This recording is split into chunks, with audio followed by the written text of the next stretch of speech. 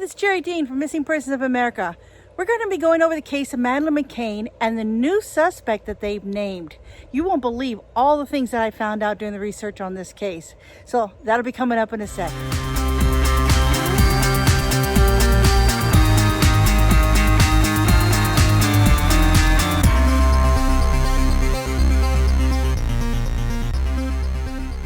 Yeah, I mean, I never thought we'd still be in this situation so far along the line.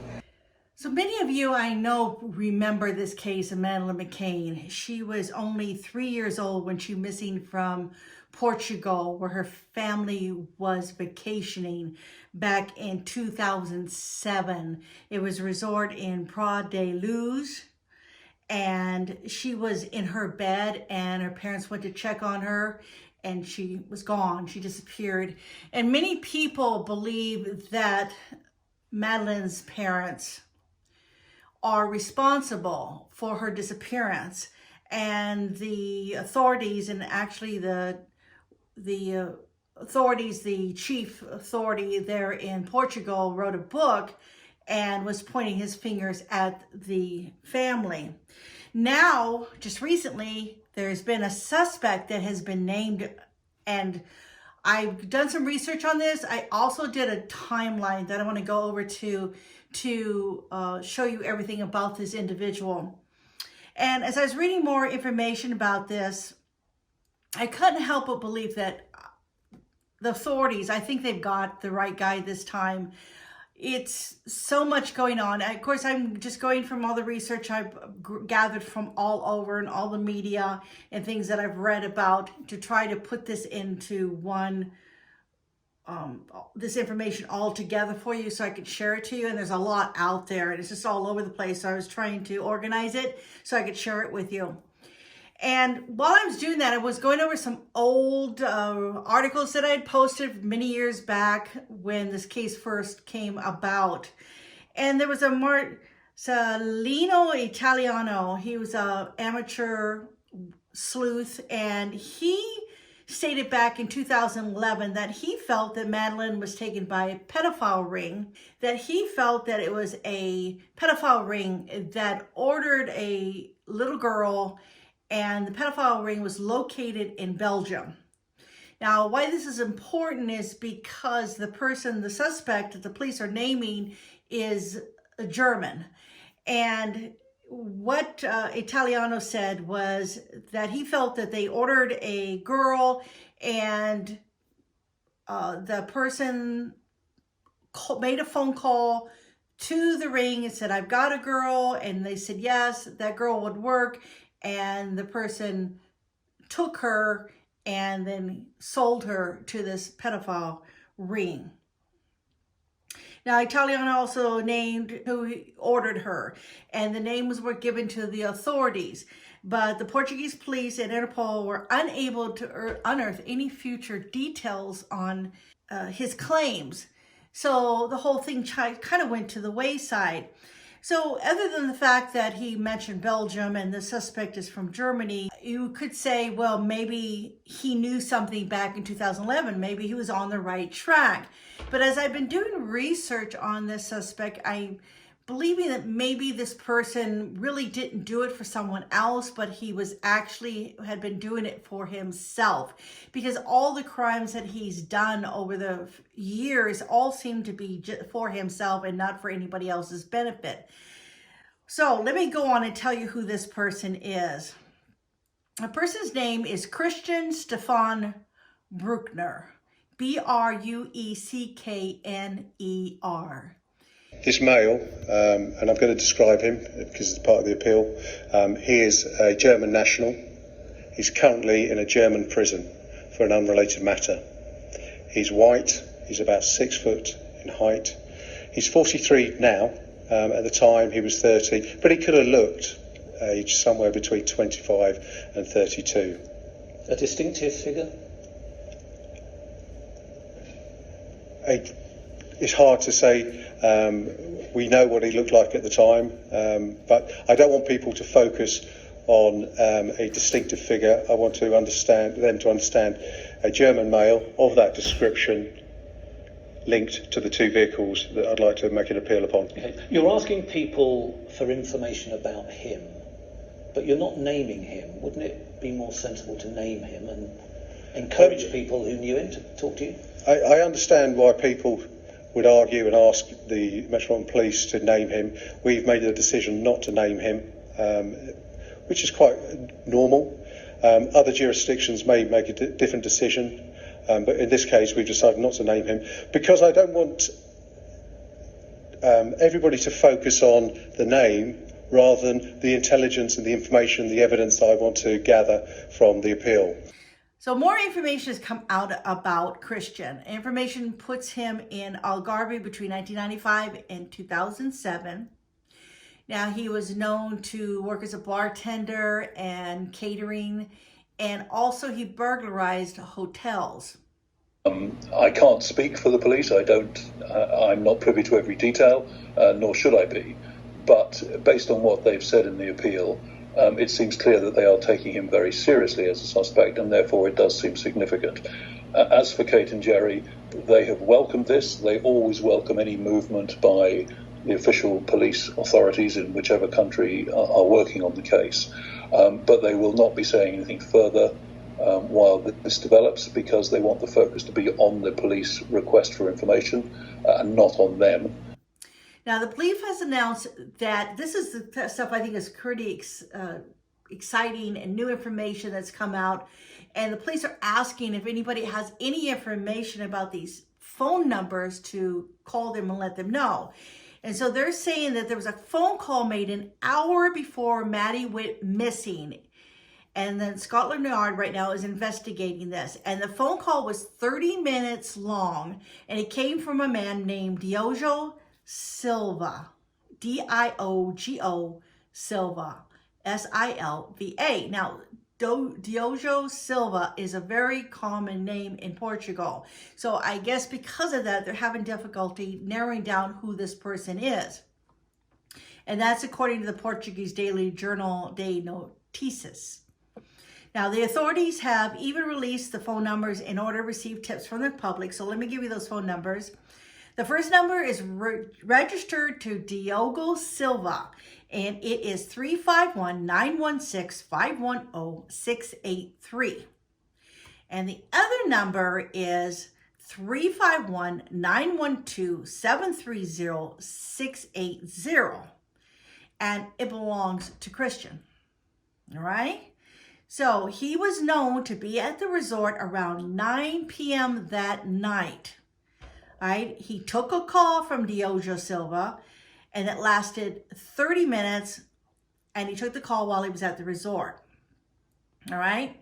So I did a little research on this name and this number, and I located a Diogo Silva who worked at a lot of these, over the years, a lot of these resorts there in Portugal in the same area where Maddie disappeared. Now, is this the same guy? I don't know yet. But if it is, and he did work there, why would he be calling Christian? If he was an employee of the resort, why would he call Christian? Could the number belong to an employee, and for some reason he was calling Christian? Were they partners in crime? Or was it a simple call from an employee to a guest at the motel? Maybe he thought Christian was a guest there and he was calling him for some reason. Maybe he was giving him information.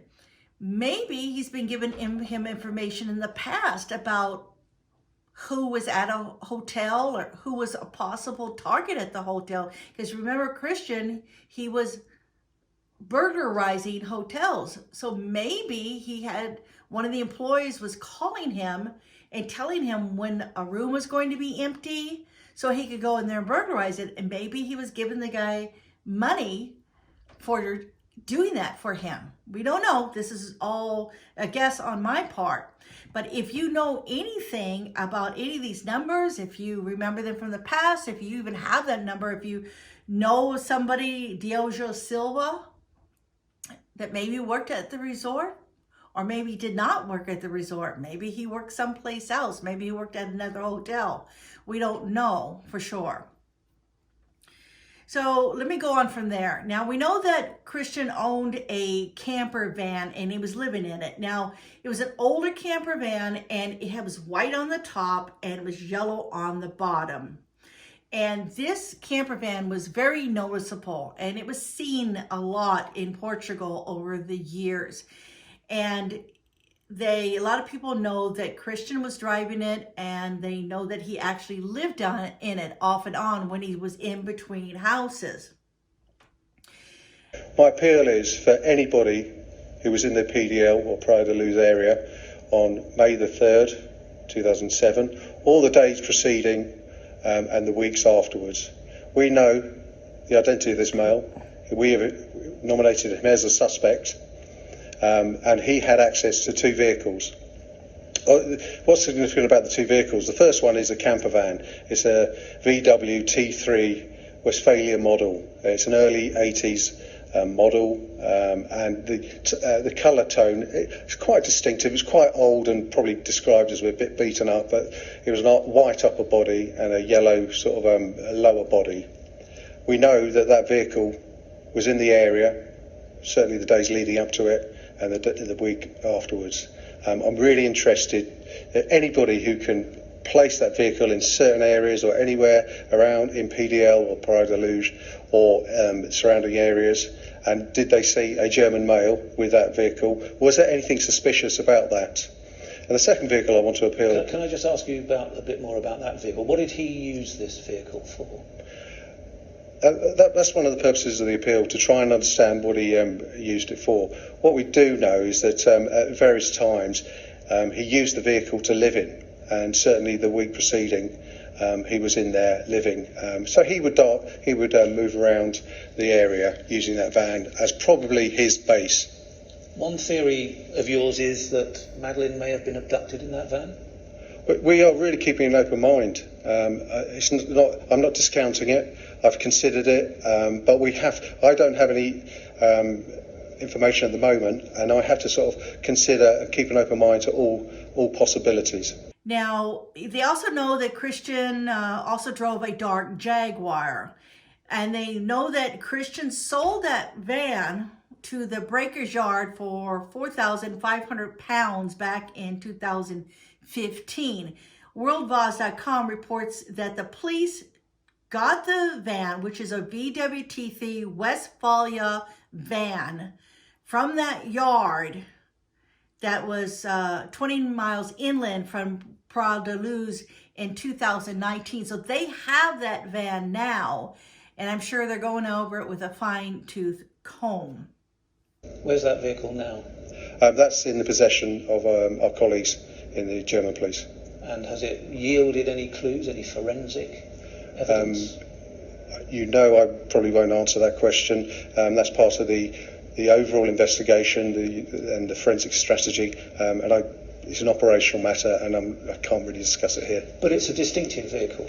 It is a distinctive vehicle, and I'm hoping that somebody would recognise it, even put a date to it, particularly camper van enthusiasts or anybody who just remembers the colour tones down in the Praia da Luz. And there's a second vehicle you want to know about? Yes, this is a Jaguar. It's been described as dark in colour. It's an XJR6. It was registered in 93, and we want to know, does anybody remember that vehicle? It's not particularly uncommon, not particularly unique, but somebody would have remembered a Jaguar car in that area. Did you see a German male using that car? Can you remember the car? Can you remember where you saw it? Now, I want to go over the timeline. It's kind of lengthy, try to go through it real quickly here. But I think it lets you know a lot of what was going on, and you'll see why I believe that the police probably have the right suspect at this time. Now, we know that the timeline I have right now is changing. Even this morning when I was looking it over again, I made some more updates and changes, because as new information comes in, I'm able to add more things and fine-tune it more. But we know that Christian was born in 1976, and his name was Christian Fisher, and he was adopted.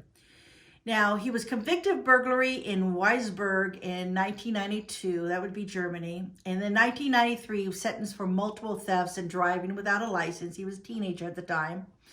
And then Christian went on to live at a facility for young people with learning difficulties until 1994. Then in September 1993, when he was 17, he sexually abused a girl in a playground in Würzburg, Bavaria. Now, the following year, May 1994, 3 days before he's due to answer in court for that offense, he attempted to assault a 9-year-old girl, and he was given a 2-year suspended jail term. All right. In 1995, he fled to Portugal with his girlfriend, rented a home in May 1995 in Praia de Luz. Now, this girlfriend, the police also want to talk to this girlfriend. They have heard stories that the girlfriend was beat up a lot by Christian, and she even showed people where she had bruises on her neck where he had strangled her. And right now they don't know where she is. They have located another girlfriend that he was with later on, and they've talked with her, but they particularly want to talk to this girlfriend that was back in 1995 when Christian and her were together. Now, it was stated that Christian lived in Algarve between 1995 and 2007, but he moved around. He stayed in a couple of different houses he rented out, and then he would stay in his van, and he would drive around in the van and live in the van for a while. And like I mentioned before, he did odd jobs, including bartending and committing burglaries. And during that time that he was there was a murder of a 16-year-old Carola Titz, who went missing in July 1996 from Dahan, Belgium. Now, this has been brought up. She went missing from there in 96. It's brought up that maybe Christian had something to do with this, but he hasn't been charged or anything regarding this. There was another disappearance, and this time was a 6-year-old boy. And he was Rene Hasse, Hasse, and he lived in Portugal in 1996, and he went missing. Now, Christian lived in Portugal from 1999 to 2006 and was seen living in Lagos at different campsites in 2000. All right, so he's still in this area, but he's moving around. And in 2004, a 6-year-old Joanna Cipriano disappeared from Figueira, and that's 7 miles from Praia de Luz. Now, her mother and uncle were found guilty for her death. Her body has never been found. But there are many that believe that the mother and the uncle were beaten into confession and they never did it. So there is some question there if maybe Christian had something to do with this little girl's disappearance. So that's being brought up. And what's interesting is that the same police chief that handled the McCain case also handled that case. All right, now we are going forward to 2005, where Christian raped a 72-year-old woman in Casa Jacaranda and Praia de Luz. And DNA and video showed he was the rapist, so there was no doubt that he was responsible for that. And we'll have more about that in a minute. And in 2006, he rented a home in Monte Judo called the Old School. That's Monte, M-O-N-T-E, Judo, J-U-D-E-U. And please forgive me for my pronunciation on a lot of these words. Now, why this is important is because they have a surveillance, not a surveillance, but a satellite video of this property back in 2007. When Maddie went missing, and it shows a van that looks very similar to Christian's at that rented house called the Old School, and you can see the van is parked there. Now it's looking down on it, and there's not 100% that that's the van, but the police are looking into this information that has been dug up, this video, this satellite picture, to see if positively that is the van, and if it's Christian's van, and if there's some connection there. But it shows this van there, and you can see the picture above. And the timing is correct. The van, we'll have to see if it's the right one or not.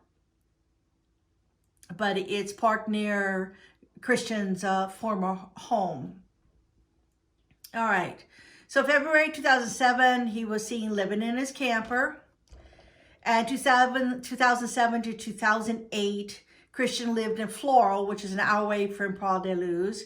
2007, he moved to Dresden-Augsburg and lived in a caravan in Hanover, traveling to Sylt and Munich, okay? And 2008, he was trading drugs on the island of Sylt. And 2009, he was a suspect in the murder of Monica Paqwlak, Paqwlak, she was 24, who was found in 2 blue plastic bags in the Arm River in Hanover. And remember, he was living in his caravan in Hanover. So here we have another person that was murdered. In 2011, he was handed down as a suspended sentence of 1 year and 9 months for starting a drug operation in 2007 of supplying marijuana to the German island resort of Sylt when he traveled there in 2007, 2008. Remember, I was mentioning that before. And then here we go to 2012. Now he's running a small store selling drinks and snacks in the northern German town of Braunschweig. All right. Now I've gotten 2 different timelines. I've got a 2012 to 2014 he was doing that. And then I heard he's doing a kiosk from 2014 to 2016.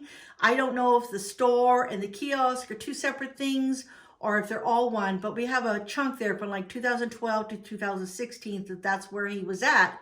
And there was also an incident where he was near a school, and one of the employees of the school were asking the kids where they were getting all these teddy bears and toys they were bringing to class with them. And they said that the person that was running the kiosk up there was handing them out to the kids.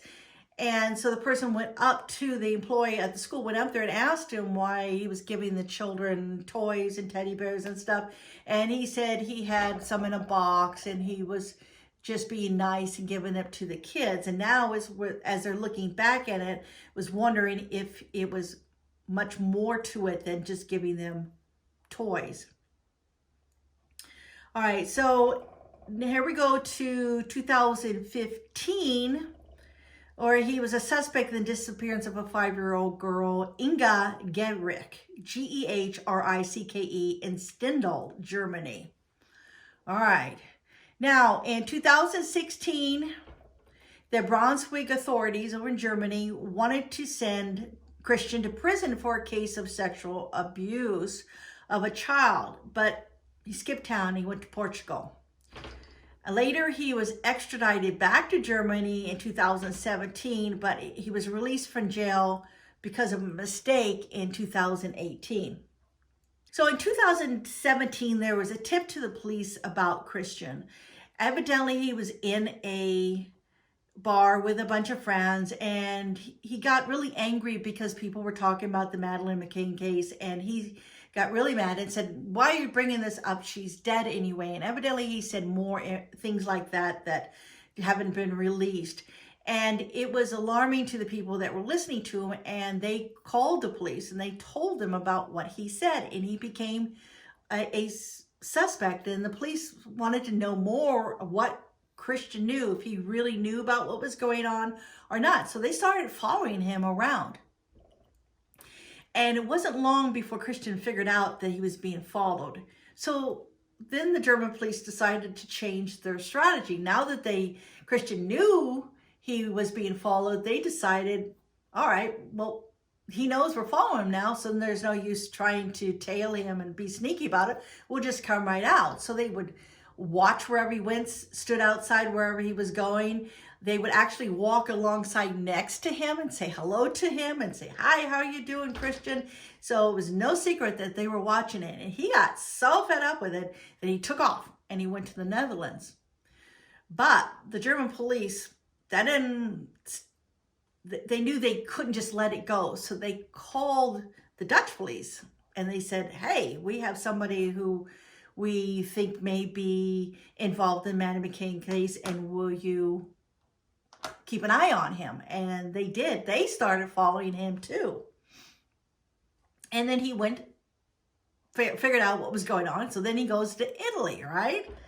And Italy was notified he was over there, and then he was arrested. Now, I couldn't find out why he was arrested, but they arrested him in Italy and they brought him back to Germany. All right. So Christian currently is in jail in Kiel, K-I-E-L, in northern Germany. And for that rape case I mentioned earlier about the 17-year-old woman in Portugal who he raped in 2005. Now, there are some media that says that he was in jail for drugs right now, but it's not that. It's for the rape case that happened back in 2005. And he was convicted in December of 2019. So he's still in jail for that. Now, just today, he is saying he was extradited illegally and he's fighting this. But right now, he's still sitting in jail. And hopefully, he will be staying there. Now, he's up for parole. It's coming up really soon here. But I don't know how soon. But I believe that all the authorities are working on this case really hard in order to make sure that he is rightfully charged with this case if he is the person that's responsible for it. And after you see all the things that I brought up with the timeline and everything and what he's done in the past, it really looks like he may have had something to do with this. And I do believe that the authorities, I've seen them do a lot of things over the years, but they seem to really be honing in on Christian. And I believe they're trying to build a case so they can charge him for the disappearance of Manny McCain. And that's it for today. Thanks so much for watching. See you soon.